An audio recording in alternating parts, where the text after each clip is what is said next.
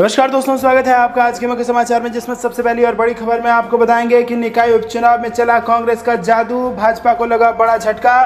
दूसरी breaking news में जिक्र होगा कि भारत जोड़ो यात्रा के दौरान दिखा राहुल गांधी का खास अंदाज, महू में बाइक चलाते बुलेट पर सवार नजर आए राहुल गांधी। इसी के साथ तीसरी बड़ी खबर में आपको बताएंगे कि गुजरात में निष्पक्ष नहीं हो रहा है चुनाव, सरकारी तंत्र का गलत इस्तेमाल कर रहे हैं मुख्यमंत्री। और इसी के साथ चौथी बड़ी खबर में जिक्र होगा दोस्तों कि शीतकालीन सत्र में जोरदार हंगामे के आसार, हंगामा बेरोजगारी के अलावा कई मुद्दों पर है आधारित। और इसी के साथ पांचवी बड़ी खबर में आपको बताएंगे एमसीडी चुनाव में सबसे ज्यादा करोड़पति उम्मीदवार बीजेपी के, कांग्रेस टॉप 10 में कहीं नहीं, एडीआर की रिपोर्ट में खुलासा। दोस्तों हर एक खबर की गहराई में आपको ले जाएंगे, लेकिन उससे पहले अगर आपको भी ऐसा लगता है कि गुजरात में बदल रही है सरकार तो वीडियो को लाइक, चैनल को सब्सक्राइब और बेल आइकन जरूर दबाइएगा। दोस्तों रुक करते हैं फटाफट से पहली खबर की तरफ, जो कि उपचुनाव से जुड़ी आ रही है। निकाय उपचुनाव में चल गया है कांग्रेस का जादू। जी हां दोस्तों, आपको बता दें कि राजस्थान में हाल ही में संपन्न हुए नगर परिषद और नगर पालिका के उपचुनाव में कांग्रेस ने बाजी मार ली है। जैसलमेर नगर परिषद के वार्ड संख्या के 2 में हुए उपचुनाव में कांग्रेस की सुमन कंवर 121 वोटों से जीत गई और उन्होंने बीजेपी उम्मीदवार चंद्र कंवर को हरा दिया। अजमेर की सावर उपचुनाव में कांग्रेस प्रत्याशी ने जीत हासिल कर ली है। तो दोस्तों यहां पर बड़ी खबर आ रही है, बता दें कि 25 नवंबर को वार्ड नंबर 15 में उपचुनाव हुए थे और यहां पर भी आपको बता दें भाजपा को बड़ा झटका लगा था। तो जिस प्रकार से उपचुनाव में राजस्थान में भाजपा को झटके लग रहे हैं, लग रहा है यही है कि 2023 में जो विधानसभा चुनाव होगा उसमें भी यही हाल भाजपा का होने वाला है। रुक करते हैं अगली ब्रेकिंग न्यूज की तरफ, जो कि भारत जोड़ो यात्रा से जुड़ी आ रही है। भारत जोड़ो यात्रा के दौरान दिखा राहुल गांधी का खास अंदाज। जी हां दोस्तों, बुलेट पर सवार नजर आए राहुल गांधी। कांग्रेस के पूर्व अध्यक्ष राहुल गांधी की अगुवाई वाली भारत जोड़ो यात्रा रविवार को मध्य प्रदेश के सबसे बड़े शहर इंदौर पहुंची और राहुल गांधी सुबह महू में यात्रा के दौरान बाइक चलाते नजर आए। न्यूज एजेंसी एएनआई ने कांग्रेस नेता का वीडियो जारी किया और इसमें उनकी बाइक के आगे सुरक्षा कर्मी दौड़ते नजर आ रहे हैं। रास्ते को जल्दी जल्दी खाली कराया जा रहा है और राहुल गांधी के पीछे से उनके समर्थक दौड़ लगाते दिखाई दे रहे हैं। भारत जोड़ो यात्रा के दौरान समाज के अलग अलग तबकों के लोगों के साथ साथ एक दिव्यांग व्यक्ति भी यात्रा में शामिल हुआ है और राहुल गांधी कुछ देर के लिए उसकी व्हीलचेयर धकेलते नजर आए। और यात्रा में हिस्सा लेने के बाद दिव्यांग मनोहर ने बताया कि उन्होंने राहुल गांधी से कहा कि अब देश बदलना चाहिए। दोस्तों क्या आपको भी ऐसा लगता है कि अब देश बदलना चाहिए और इसके लिए राहुल गांधी है सबसे बढ़िया नेता? तो लाइक करके कमेंट में अपनी राय हम तक जरूर पहुंचाइए।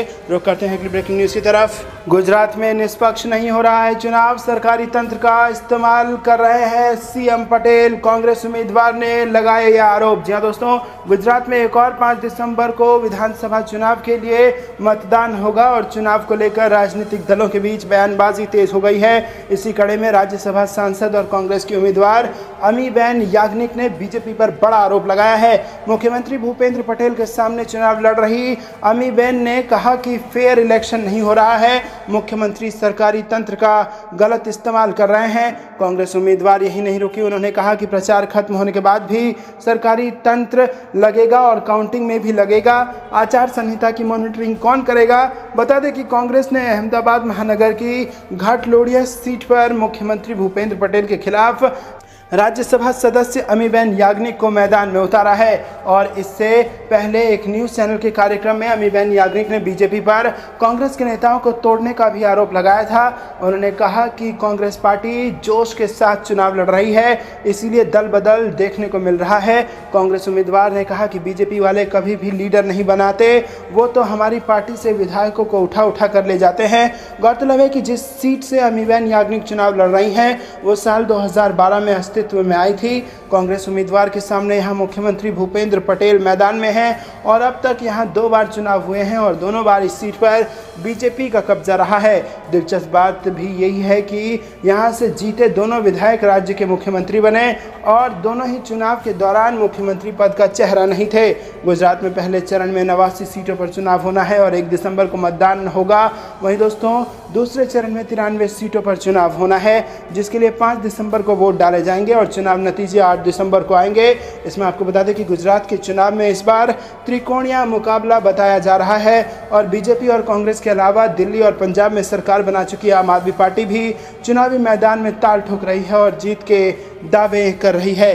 दोस्तों रुक करते हैं अगली ब्रेकिंग न्यूज की तरफ। जोरदार हंगामे के बीच चलेगा शीतकालीन सत्र। महंगाई, बेरोजगारी के अलावा कई मुद्दों पर सरकार को घेरेगा विपक्ष। जी हां दोस्तों, संसद के आगामी शीतकालीन सत्र के दौरान सरकार की नजर डाटा संरक्षण विधेयक सहित करीब 1 दर्जन विधेयक पारित करने पर है, लेकिन विपक्ष के तेवर देख लगता नहीं कि सदन में उसकी राह आसान होगी।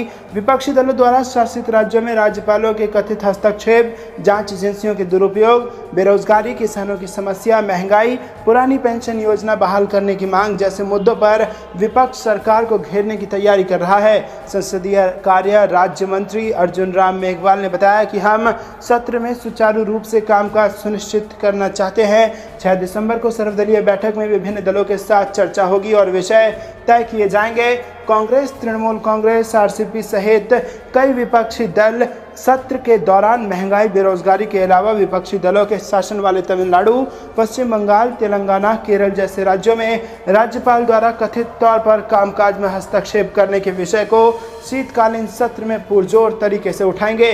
लोकसभा में कांग्रेस के प्रमुख सचेतक के सुरेश ने बताया कि सत्र में उठाए जाने वाले मुद्दे को लेकर अगले 1-2 दिनों में पार्टी की रणनीति संबंधी बैठक होगी। उन्होंने कहा कि विपक्षी दलों के शासन वाले तमिलनाडु, पश्चिम बंगाल, तेलंगाना, केरल, झारखंड जैसे राज्यों में राज्यपाल द्वारा कथित तौर पर कामकाज में हस्तक्षेप करने का विषय एक प्रमुख मुद्दा है और उन्होंने कहा कि सत्र के दौरान महंगाई, बेरोजगारी के मुद्दे को प्रमुखता मिलेगी और साथ ही किसानों के मुद्दे भी प्रमुख होंगे, क्योंकि सरकार ने उनसे किया वादा पूरा नहीं किया है। जानकारी हो कि संसदीय कार्य मंत्री प्रहलाद जोशी ने इस बैठक के लिए लोकसभा एवं राज्यसभा में राजनीतिक दलों के सदन के नेताओं को निमंत्रण भेज दिया है और ये पहला सत्र होगा जब उपराष्ट्रपति जगदीप धनखड़ राज्यसभा की अध्यक्षता करेंगे और सत्र के दौरान ही 8 दिसंबर को हिमाचल प्रदेश और गुजरात विधानसभा चुनाव के परिणाम भी सामने आएंगे। ऐसे में शीतकालीन सत्र पर इन दोनों राज्यों के चुनाव परिणाम की छाया भी देखने को मिल जाएगी।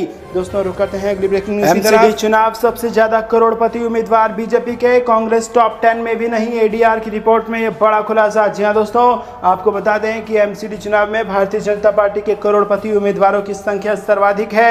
एसोसिएशन फॉर डेमोक्रेटिक रिफॉर्म की एक रिपोर्ट में यह दावा किया गया है। रिपोर्ट के मुताबिक शीर्ष 3 सबसे अमीर उम्मीदवारों में से 2 बीजेपी से और आम आदमी पार्टी से 1 है। रिपोर्ट के मुताबिक आम आदमी पार्टी के 3 उम्मीदवारों पर सबसे अधिक देनदारी है, जबकि 2 निर्दलीय उम्मीदवारों ने शून्य संपत्ति घोषित की है और एक अन्य निर्दलीय उम्मीदवार, कांग्रेस के 1 उम्मीदवार और बहुजन समाज पार्टी के 1 उम्मीदवार के पास सबसे कम संपत्ति है। तो दोस्तों, सबसे ज्यादा संपत्ति वाले लोगों को यहाँ पर अपना नेता चुनवा रही है भारतीय जनता पार्टी। ये खुलासा एडीआर की रिपोर्ट में हो चुका है। रुक करते हैं अगली ब्रेकिंग न्यूज की तरफ। बता दें कि आरजेडी ने केंद्र पर वित्तीय मामलों में असहयोग का लगाया आरोप। जेडीयू कांग्रेस ने मिलाए सुर में सुर। जी हां दोस्तों, केंद्र की नरेंद्र मोदी सरकार पर जरूरत के मुताबिक वित्तीय सहायता न देने के आरोप लगते रहते हैं। बिहार के डिप्टी सीएम तेजस्वी यादव ने केंद्र पर आरोप लगाया है कि बीजेपी जब से सत्ता से बाहर हुई है उसका रवैया सहयोग का नहीं रहा। जेडीयू कांग्रेस ने तेजस्वी यादव का समर्थन किया है। हालांकि बीजेपी ने आरोपियों का खंडन जरूर किया। 2 दिन पहले बिहार के वित्त मंत्री विजय कुमार चौधरी दिल्ली में थे और दिल्ली और पटना दोनों जगहों पर उन्होंने केंद्र पर वित्तीय मामले में असहयोग का आरोप लगाया था। अब बिहार के डिप्टी सीएम तेजस्वी यादव ने भी ऐसे ही आरोप लगाए हैं। तेजस्वी यादव का दावा है कि जब से बिहार में बीजेपी सत्ता से बेदखल हुई है उसने असहयोग का रुख अपना लिया है। जेडीयू, कांग्रेस और आरजेडी ने तेजस्वी यादव का समर्थन किया है। कांग्रेस विधायक प्रतिमा कुमारी, जेडीयू विधायक मनोज यादव और आरजेडी विधायक रामवृक्ष सदा तेजस्वी यादव के आरोपों से इत्तेफाक हैं। जेडीयू विधायक मनोज यादव ने कहा कि बिहार को विशेष राज्य के दर्जे के लिए पार्टी लंबे समय से मांग करती रही है। यही नहीं, पार्टी ने दिल्ली में बड़ी रैली भी की थी, लेकिन हमारी मांगों को अनसुना कर दिया गया। वहीं आपको बता दें कि आरजेडी के अलौली में विधायक रामवृक्ष सदा ने तेजस्वी यादव का समर्थन किया है और कांग्रेस की विधायक प्रतिमा कुमारी के मुताबिक केंद्र की राशि पर सभी राज्यों का बराबर का अधिकार होता है। हालांकि बीजेपी तीनों पार्टियों और तेजस्वी यादव के आरोपों से इनकार करती है। पार्टी प्रवक्ता प्रेम रंजन पटेल ने कहा है कि मोदी सरकार अब तक बिहार को 1,25,000 करोड़ की मदद कर चुकी है। तो दोस्तों आपको क्या कुछ लगता है कमेंट में जरूर बताइए। वीडियो को लाइक, चैनल को सब्सक्राइब और बेल आइकन दबाना मत भूलिएगा। रुक करते हैं अगली ब्रेकिंग न्यूज की तरफ। इससे पहले भाजपा को लगा गुजरात में करारा झटका, इस संगठन ने कर दी है बहिष्कार की घोषणा। जी हां दोस्तों, गुजरात विधानसभा इलेक्शन से पहले सत्ता पर विराजमान बीजेपी के लिए अच्छे संकेत नजर नहीं आ रहे हैं। गुजरात अपने डायमंड यानी कि हीरा के लिए जाना जाता है, मगर अब इस संगठन ने बीजेपी को बहिष्कार करने की घोषणा कर दी है। राज्य में हीरा श्रमिकों का सबसे बड़ा दल है और इसने हीरा कारीगरों से होने वाले विधानसभा इलेक्शनों में बीजेपी का बाइकआउट करने को कहा है। दोस्तों आपको बता दें कि the diamond workers union Gujarat का कहना है कि हीरा कारीगर अपने काफी वक्त से चले आ रहे मुद्दों को विवेकपूर्ण ढंग से हल करने के इच्छुक सियासी पार्टियों को वोट दें। आपको बता दें कि the diamond workers union Gujarat का ताजा ऐलान बीजेपी के लिए करारा झटका बताया जा रहा है। डायमंड सिटी सूरत के साथ साथ सौराष्ट्र में भी बड़ी संख्या में हीरा श्रमिक हैं और संगठन के ऐलान से पाटीदार बहुल इन इलाकों में भगवा दल को एक गंभीर झटका लग सकता है। दोस्तों रुक करते हैं अगली ब्रेकिंग न्यूज की तरफ। मल्लिकार्जुन खड़गे ने किया साफ, राहुल गांधी के नेतृत्व में कांग्रेस लड़ेगी 2024 में लोकसभा चुनाव। जी हां दोस्तों, कांग्रेस ने साफ कर दिया है कि आगामी लोकसभा चुनाव राहुल गांधी के नेतृत्व में लड़ेगी और कांग्रेस के अध्यक्ष मल्लिकार्जुन खड़गे ने कहा कि पार्टी राहुल गांधी के नेतृत्व में लोकसभा चुनाव लड़ेगी। उन्होंने अगले लोकसभा चुनाव के लिए कांग्रेस के प्रधानमंत्री पद के उम्मीदवार से संबंधित टिप्पणी में कहा कि पार्टी राहुल गांधी के नेतृत्व में देश में गैर भाजपा सरकार बनाएगी। भारत जोड़ो यात्रा के दौरान हैदराबाद में एक जनसभा को संबोधित करते हुए मल्लिकार्जुन खड़गे ने तेलंगाना की टीआरएस सरकार पर भी हमला बोला। उन्होंने कहा कि संसद में जो कभी सत्तारूढ़ पार्टी के पक्ष में मतदान किया था वो आज केंद्र में उसी सरकार को हटाने की बात कर रही है। उन्होंने कहा कि हम जब भी संसद में किसी विधेयक का विरोध करते थे तो वो टीआरएस भाजपा का समर्थन करते थे, लेकिन फिर भी कहते हैं कि वो गैर बीजेपी सरकार लाएंगे। अगर कोई भी गैर भाजपा सरकार बना सकती है तो वो सिर्फ और सिर्फ कांग्रेस है जो राहुल गांधी के नेतृत्व में एक गैर भाजपा सरकार बनाएगी। वहीं दोस्तों बता दें कि पिछले महीने कांग्रेस अध्यक्ष चुने गए मल्लिकार्जुन खड़गे ने पार्टी अध्यक्ष बनने से पहले इस तरह के सवाल को टाल दिया था। उन्होंने कांग्रेस के प्रधानमंत्री पद के उम्मीदवार को लेकर पूछे गए सवाल पर कहा था कि एक कहावत है, बकरीद में बचेंगे तो मुहर्रम में नाचेंगे। पहले इन चुनावों को खत्म होने दो और मुझे अध्यक्ष बनने दो, फिर हम देखेंगे। और इधर कुछ विपक्षी नेताओं ने लोकसभा चुनाव से पहले विपक्षी एकता की कवायद शुरू कर दी है और कुछ दलों ने बीजेपी के खिलाफ एकजुट होने का प्रयास किया है। तो दोस्तों क्या आपको भी ऐसा लगता है कि फिर से एकजुट होंगी तमाम विपक्षी दल और राहुल गांधी के नेतृत्व में ही 2024 का लोकसभा चुनाव लड़ा जाना चाहिए? कमेंट में अपनी राय हम तक जरूर पहुंचाइए। वीडियो लाइक करके अपना समर्थन दर्ज कराइए। रुक करते हैं अगली ब्रेकिंग न्यूज की तरफ। कांग्रेस की बन जाएगी सरकार, अब बुजुर्ग महिला ने राहुल गांधी को दिया चुनाव में जीत का मंत्र। जी हां दोस्तों, केंद्र और मध्य प्रदेश दोनों ही जगहों पर सत्ता से दूर कांग्रेस भले ही दावा कर रही हो कि राहुल गांधी की अगुवाई वाली भारत जोड़ो यात्रा का चुनावी राजनीति से कोई लेना देना नहीं है, लेकिन बीजेपी शासित सूबे के कई मतदाता इसे चुनाव से जोड़कर भी देख रहे हैं। भारत जोड़ो यात्रा गुरुवार सुबह जब मध्य प्रदेश के खंडवा जिले के रुस्तमपुर गांव से गुजरी तब किसान परिवार से ताल्लुक रखने वाली एक बुजुर्ग महिला ने राहुल को सुझाव दिया कि अगर वो चाहते हैं कि राज्य में साल भर बाद होने वाली विधानसभा चुनावों में कांग्रेस की सरकार बने तो उन्हें किसानों का कर्ज माफ करने की घोषणा कर देनी चाहिए। और अनीता महाजन ने बताया कि मैंने राहुल गांधी से कहा कि अगर वो किसानों का कर्ज माफ करने की घोषणा करते हैं तो राज्य में उनकी पार्टी की सरकार बिल्कुल बनेगी। महाजन ने राहुल गांधी को रासायनिक खाद और रसोई गैस के दाम घटवाने के साथ सरकारी पेंशन बढ़ाने का प्रयास करने का भी सुझाव दिया था। दोस्तों आपको बता दें कि ज्योतिरादित्य सिंधिया की सरपरस्ती में कांग्रेस के 22 बागी विधायकों के विधानसभा से त्याग पत्र देकर भाजपा में शामिल होने के कारण कमलनाथ कांग्रेस सरकार का 20 मार्च 2020 को पतन हो गया था और कमलनाथ सरकार के गिरने के बाद भाजपा ने शिवराज सिंह चौहान के नेतृत्व में 23 मार्च 2020 को सूबे में एक बार फिर सरकार बनाई थी। तो दोस्तों क्या आपको ऐसा लगता है कि 2000 चुनाव में वापस कांग्रेस पार्टी बना लेगी सरकार? कमेंट में अपनी राय हम तक जरूर पहुंचाइए। वीडियो लाइक करना बिल्कुल मत भूलिएगा। रुक करते हैं अगली ब्रेकिंग न्यूज की तरफ। मूंछों पर ताव, बाजुओं में दम, भारत जोड़ो यात्रा में दिखा राहुल गांधी का ये अलग अंदाज। जी हाँ दोस्तों, कांग्रेस के पूर्व अध्यक्ष राहुल गांधी इन दिनों भारत जोड़ो यात्रा निकाल रहे हैं। कन्याकुमारी से कश्मीर तक की यात्रा अभी मध्य प्रदेश से गुजर रही है। यात्रा के दौरान पिछले कई दिनों में राहुल गांधी का बिल्कुल अलग अंदाज दिखाई दिया है। कभी वो यात्रा से मिलने आए लोगों के गले मिल रहे हैं तो कभी हाथ पकड़कर चलते हुए दिखाई देते हैं। राहुल गांधी इस यात्रा से भारत जोड़ो की बात कर रहे हैं। मध्य प्रदेश से गुजर रही यात्रा में शुक्रवार को फिर से राहुल गांधी का नया अंदाज सामने आया है। दरअसल राहुल गांधी अपनी मूंछों पर ताव देते हुए दिखाई दिए। केरल के वायनाड से सांसद राहुल गांधी ने सोशल मीडिया पर अपनी तस्वीर शेयर की और इस तस्वीर में इनके साथ बॉक्सर और कांग्रेस नेता विजेंद्र सिंह भी दिखाई दे रहे हैं। विजेंद्र शुक्रवार को भारत जोड़ो यात्रा में शामिल हुए और राहुल गांधी ने तस्वीर शेयर करते हुए लिखा कि मूंछों पर ताव, बाजुओं में दम, फौलादी इरादे, जोशीले कदम। तस्वीर में राहुल गांधी और विजेंद्र दोनों ही अपनी मूंछों पर ताव देते नजर आ रहे हैं और ट्विटर पर यह तस्वीर वायरल हो गई है। राहुल गांधी द्वारा शेयर की गई इस तस्वीर को कुछ ही घंटों में 16,000 से ज्यादा लाइक्स मिल चुके हैं। दोस्तों रुक करते हैं अगली ब्रेकिंग न्यूज की तरफ। भारत के संविधान के साथ छेड़छाड़ का अधिकार किसी को भी नहीं है, न्यायमूर्ति गंगोपाध्याय ने दिया ये बड़ा बयान। जी हाँ दोस्तों, आपको बता दें कलकत्ता उच्च न्यायालय के न्यायमूर्ति अभिजीत गंगोपाध्याय ने कहा कि भारत के संविधान के साथ छेड़छाड़ का अधिकार किसी को भी नहीं है।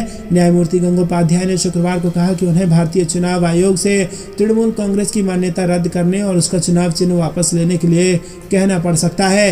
राज्य के शिक्षा सचिव मनीष जैन ने पीठ को सूचित किया कि राज्य के शिक्षा मंत्री ब्रत्य बसु ने कैबिनेट के निर्णय के बाद कथित रूप से अवैध नियुक्ति पाने वालों को समायोजित करने के लिए शिक्षकों के अतिरिक्त पद सृजित करने का आदेश दिया था और इस पर न्यायमूर्ति गंगोपाध्याय ने सवाल किया कि अवैध रूप से नियुक्त अपात्र उम्मीदवारों को समायोजित करने के लिए राज्य मंत्रिमंडल इस तरह का निर्णय ले सकता है।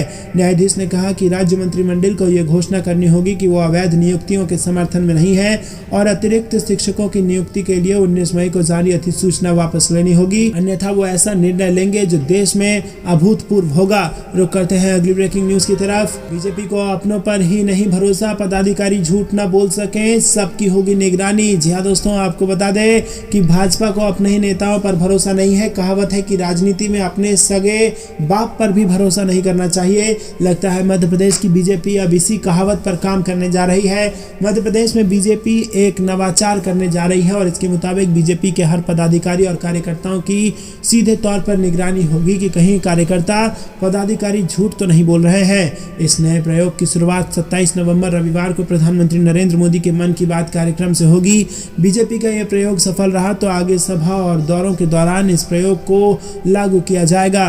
प्रदेश बीजेपी ने संगठन मोबाइल ऐप तैयार किया है और ऐप को अपग्रेड कर नया सॉफ्टवेयर इस्तेमाल किया जाना है। इस ऐप के जरिए भाजपा संगठन पीएम के मन की बात कार्यक्रम में पदाधिकारी और कार्यकर्ताओं की सीधे निगरानी करेगा और इस नए प्रयोग की शुरुआत रविवार को पीएम के मन की बात कार्यक्रम से होगी। रुक करते हैं अगली ब्रेकिंग न्यूज की तरफ। पी चिदम्बरम ने सुप्रीम कोर्ट में कहा कि नोटबंदी का 2016 का निर्णय बेहद त्रुटिपूर्ण था। जी हाँ दोस्तों, सुप्रीम कोर्ट मोदी सरकार की नोटबंदी के निर्णय को चुनौती देने वाली कई याचिकाओं पर सुनवाई कर रही है। वरिष्ठ अधिवक्ता पी चिदम्बरम ने इस फैसले को गंभीर रूप से त्रुटिपूर्ण बताते हुए कहा कि केंद्र खुद करेंसी नोटों से संबंधित कोई प्रस्ताव शुरू नहीं कर सकती है। वरिष्ठ वकील पी चिदम्बरम ने 500 रुपये और 1000 रुपये के नोट बंद करने फैसले को गंभीर रूप से त्रुटिपूर्ण बताते हुए बृहस्पतिवार को उच्चतम न्यायालय से कहा कि केंद्र सरकार वैध नोट से संबंधित कोई भी प्रस्ताव खुद से नहीं कर सकती। उन्होंने आगे कहा कि ऐसा केवल भारतीय रिजर्व बैंक के केंद्रीय बोर्ड की सिफारिश पर ही किया जा सकता है।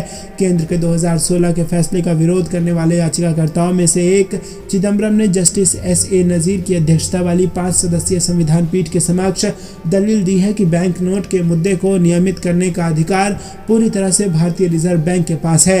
रुक करते हैं अगली ब्रेकिंग न्यूज की तरफ। जगदानंद को मनाया नई राष्ट्रीय कार्य समिति की गठित। लालू यादव ने सिंगापुर जाने से पहले आरजेडी में सब सेट कर दिया। जी हाँ दोस्तों, आपको बता दें कि आरजेडी सुप्रीमो लालू यादव ने किडनी ट्रांसप्लांट के लिए सिंगापुर जाने से पहले पार्टी में सब कुछ सेट कर दिया है और लालू ने लंबे समय से नाराज चल रहे जगदानंद सिंह को मना लिया है और अब वो आरजेडी प्रदेश अध्यक्ष पद पर बने रहेंगे और इसके अलावा पार्टी में 85 सदस्यीय राष्ट्रीय कार्य समिति गठित की गई है और 4 वरिष्ठ नेताओं को राष्ट्रीय उपाध्यक्ष बनाया गया है। दोस्तों रुक करते हैं अगली ब्रेकिंग न्यूज की तरफ कि असम के मुख्यमंत्री मुख्यमंत्री हेमंत बिश्व शर्मा के एक बयान के खिलाफ कांग्रेस के कार्यकर्ताओं में जबरदस्त गुस्सा और कहा कि अगर नहीं हुई इन पर कार्रवाई तो फिर हम जेल भर देंगे। जी हां दोस्तों, एफआईआर दर्ज कराने की मांग की है कांग्रेस कार्यकर्ताओं ने। कांग्रेस नेता राहुल गांधी पर असम के मुख्यमंत्री हेमंत बिश्व शर्मा की टिप्पणी किए जाने पर राजनीतिक सरगर्मियां बढ़ गई है।